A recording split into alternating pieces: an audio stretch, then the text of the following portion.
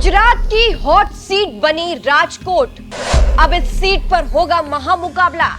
रूपाला के सामने कांग्रेस ने उतारा दमदार प्रत्याशी।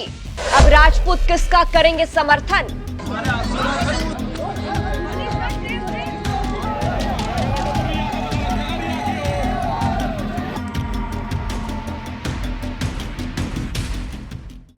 नमस्कार, मैं हूं आपके साथ सृष्टि श्रीवास्तव। गुजरात की सबसे हॉट सीट इस वक्त है राजकोट, जहां से राजपूत का प्रदर्शन बीजेपी के खिलाफ जारी है। यहीं से फैली आग अब हर जगह बीजेपी को भस्म करती दिखाई दे रही है। राजपूतों के विरोध की वजह से इस सीट पर बीजेपी की हालत खराब है और अब इस सीट पर कांग्रेस ने अपना दांव चल दिया है।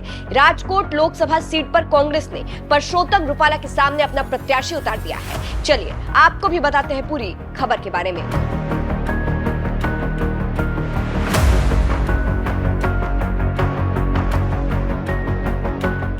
परसोत्तम रूपाला के विवादित बयान के बाद से पूरा राजपूत समाज इस वक्त बीजेपी से नाराज चल रहा है। पूरे देश भर के राजपूत बीजेपी से परसोत्तम रूपाला का टिकट वापस लेने की मांग कर रहे हैं। अब बीजेपी ने तो परसोत्तम रूपाला का टिकट वापस नहीं लिया, लेकिन कांग्रेस ने रूपाला के सामने परेश भाई धनानी को उतारा है। लोकसभा चुनाव के लिए गुजरात की 4 सीटों पर कांग्रेस ने कैंडिडेट्स का ऐलान किया है, जहां अहमदाबाद ईस्ट, राजकोट, नवसारी और महसाना सीट के लिए उम्मीदवारों का नाम सार्वजनिक कर दिया गया है। अहमदाबाद ईस्ट से हिम्मत सिंह पटेल, राजकोट से परेश भाई धनानी, नवसारी से नैशद देसाई, महसाना से रामजी ठाकुर। अब गुजरात में हो रहे विवाद के बीच कांग्रेस ने प्रत्याशी उतारकर माहौल को और गर्म कर दिया है। कौन है परेश भाई धनानी? कांग्रेस के दिग्गज नेता परेश भाई धनानी, जो इस बार सबसे हॉट सीट पर चुनाव लड़ने वाले हैं बीजेपी के खिलाफ, उनके बारे में आपको बता देते हैं। इनकी चर्चा पहले से ही चुनाव लड़ने की थी। आपको बता दें, गुजरात का पाटीदार समाज 2 भागों में विभाजित है। एक कड़वा पाटीदार और दूसरा लेउवा पाटीदार, जहां परसोत्तम रूपाला कड़वा पाटीदार है, जबकि परेश धनानी लेउवा पाटीदार है। गुजरात में जब विजय रूपानी मुख्यमंत्री थे, तब परेश धनानी नेता विपक्ष थे। परेश भाई धनानी के सामने हार जाएंगे परसोत्तम रूपाला। ऐसा इसलिए कहा जा रहा है क्योंकि पहले से ही एक तो परसोत्तम रूपाला का इतना विरोध हो रहा है, उसके ऊपर से परेश भाई धनानी पहले से ही बहुत एक्टिव है, बयानबाजी कर रहे हैं और इसके अलावा वो राजपूतों की आवाज उठा चुके हैं। कुछ मीडिया रिपोर्ट्स की माने तो राजपूतों का समर्थन करते हुए, उनकी आवाज बुलंद करते हुए परेश धनानी ने ऐलान भी किया था कि बीजेपी रूपाला का टिकट नहीं काटती है तो वो राजकोट से चुनाव लड़ने को तैयार है।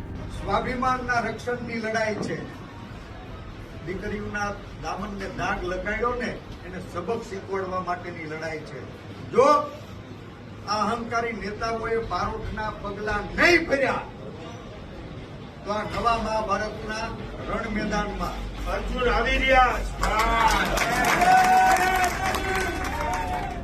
तो सुना आपने किस तरह से ये राजपूतों के हक की बात भी कर रहे हैं और अब तो वो खुद मैदान में उतर गए हैं। इसके बाद से ये भी कहा जा रहा है कि राजपूत कांग्रेस का समर्थन कर सकती है। जिस तरह से परेश भाई धनानी ने राजपूतों के लिए आवाज उठाई थी, ऐसे में उन्हें बीजेपी से नाराज चल रहे राजपूतों का समर्थन मिल सकता है। इसके अलावा जिस समाज से धनानी आते हैं उसका फायदा भी उन्हें मिलेगा, ये भी आपको समझाते हैं। देखिए, परसोत्तम रूपाला कड़वा पाटीदार है, परेश धनानी लेउवा पाटीदार है और गुजरात की राजकोट सीट पर लेउवा और करवा के हिसाब से देखें तो यहाँ पर लेउवा पटेलों की संख्या ज्यादा है, उनके करीब 3.5 लाख वोट है, तो वही कड़वा पाटीदार के 1.5 लाख है और परेश धनानी लेउवा पाटीदार है, यानी ज्यादा से ज्यादा वोट उनके खाते में आ सकता है। उसके ऊपर से अगर राजपूत भी उनका समर्थन कर देते हैं तो कांग्रेस को राजकोट में फायदा नजर आ रहा है। अब आपको मामला फिर से एक बार समझा देते हैं। पिछले महीने परसोत्तम रूपाला ने राजपूतों को लेकर विवादित बयान दे दिया था, जिसके बाद से राज्य के विभिन्न हिस्सों में रूपाला के पुतले जलाए गए और राजपूत अभी भी गुस्से में हैं। हर तरफ बीजेपी का विरोध हो रहा है।